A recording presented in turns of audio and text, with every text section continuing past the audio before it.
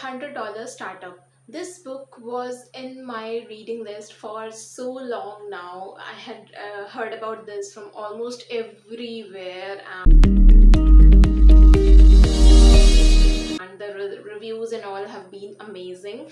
But what I observed were a lot of different things from this book actually around entrepreneurship, building a successful startup, investing in it, taking the right moves in order to lower the risks, and how rich people make it to the top, and a lot more, which I thought would not be a justice to not make into an entire video wherein I can sum up all of my takeaways from this book. So this book by Chris Gillibo, I'm sorry if I didn't pronounce it right.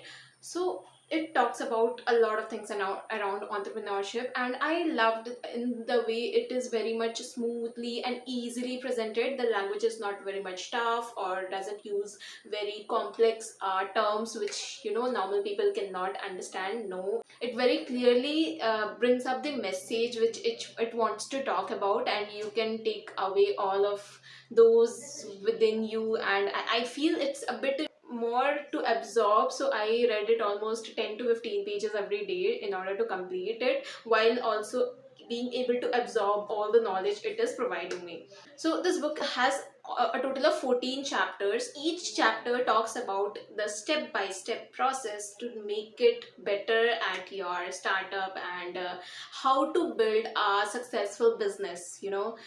It's like very much easy, smooth, simple. I mean, I was not expecting this, because the way it says $100 startup, I was just expecting that yes, a person will have $100 and how to begin with that. Basically, it will not be a bootstrapped model, but this is way more than that, way more than what one can expect out of this book. So total 9 on 10, I would say. Here I compile it all with a total of 13 takeaways from this book, which are non-negotiables for someone who wishes to start a successful venture or wants to make it big in entrepreneurship. First, convergence. This model talks about convergence between your passion and what is needed in the market, finding something between them and then being able to monetize on them. So this is a great way in order to utilize your skills to your advantage. You will see a lot of writers, content creators, video editors, graphic designers, and a lot of such people who are leveraging on this. And yes, it's first needed to explore all the options you have around you, and then identify what is it that you wish to work for, even if you were paid absolutely nothing, which is it that your inner calling tries to do, even when you know that you have almost zero outcomes out of this. If you choose to stick to it, it will be working out for you. So convergence is a great way to understand what your passion lies in, because not everyone has it all from the mother's womb, right? Most of us will learn a lot of things after coming into this world, after learning and checking out different things. So it's good to check out different chairs before you finalize the one you wish to marry. Number two, build a business around your desired lifestyle. Imagine, what kind of life would you like to live if you had no constraint about money or time? And then analyze what kind of business venture would you like to try out on. Basically, he identifies 1,500 individuals like himself who have invested a very small initial investment. It's almost next to negligible, and made up successful ventures which are making them $50,000 per month or more through their businesses. And that's totally possible, considering we are living in the age of tech and we can easily utilize those, considering you have some of the basic management skills. So that's what he was talking about, and that's the reason this book is named the $100 Startup. So basically, you are not doing a lot of investment, yet you know your path very well. You are putting actions towards them in the right strategy. He focuses on minimizing the expenses and increasing the revenue. So I believe it's a great way to look at your business, to start small while also not taking a lot of risk, to lose out on a lot of money and not be left with anything. I think it makes a lot of sense. 3. When you make your business about helping others, you have a lot of work. So basically, whenever you get stuck, you have to ask yourself, how can I give more value? Yes, add more to your business in whatever way possible. Make it the simplest for your customers to be able to understand the kind of work you do.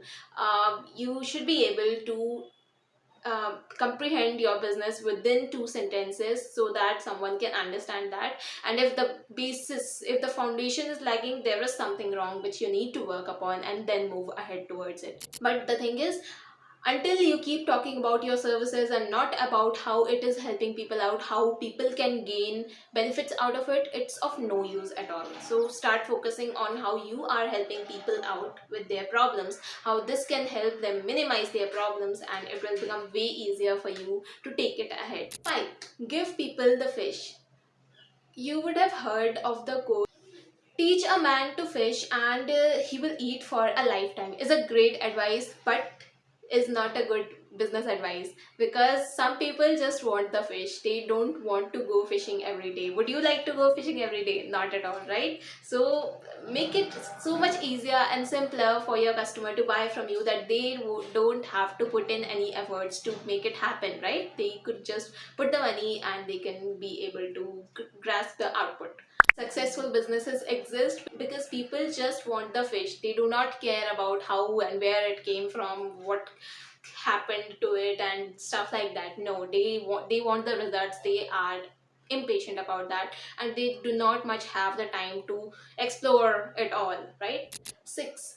Follow your passion, but it should be able to drive tangible results. Yes, you do not get paid for your hobby of reading, dancing, playing, singing. No, not at all. You get paid for something which drives them tangible outcomes. You should be able to show them the value your work creates, how your skill is helping them come out of something in some way or the other, and that's how you are able to create value and thus drive more money into your pocket, because that's needed for a business to thrive, right? Number 7.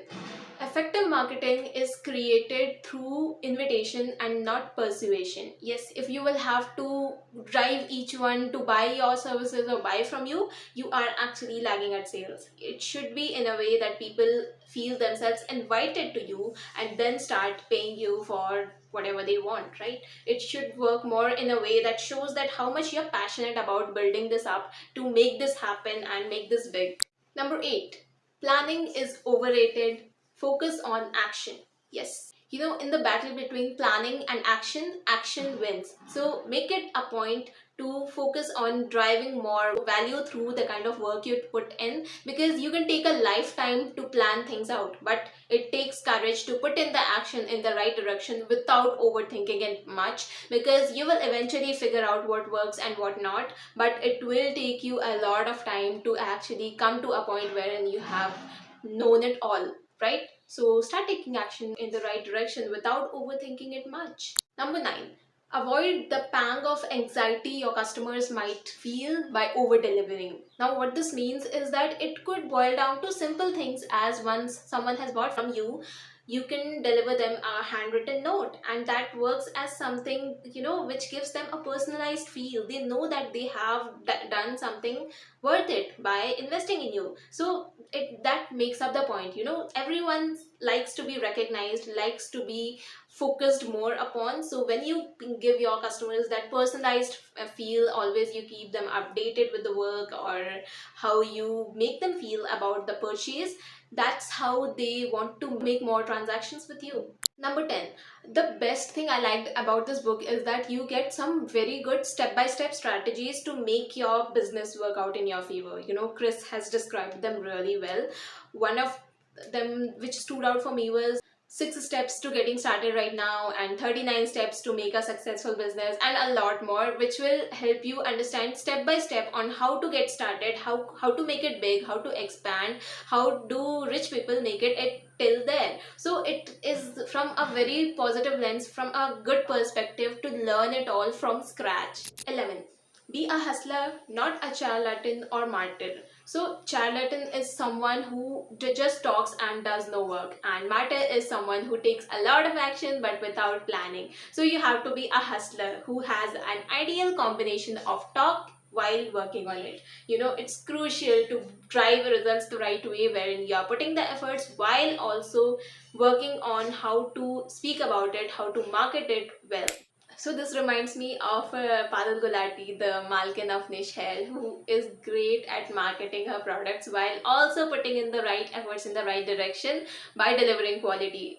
Number 12, create a strategy of giving freely. You would have observed a lot of freelancers and creators these days who are giving away a lot of resources for free. Why do they do that? Because it's easier for them to build trust, build that credibility by giving the resources for free. Because when you see that someone's free resources are so much powerful and beneficial to you, you would also like to see how much more effective will their paid resources be. So that works as a straight marketing gimmick to win your trust and get you hooked towards their products or solutions. So yes, make it a plan to give things more for free as much as possible. Even if it is small advices, try giving them for free and observe how people get more inclined towards you. And number 13, you do not need anyone's permission to pursue your dreams. Yes, you will have to work towards it. You will make it happen only if you stick to it till the end.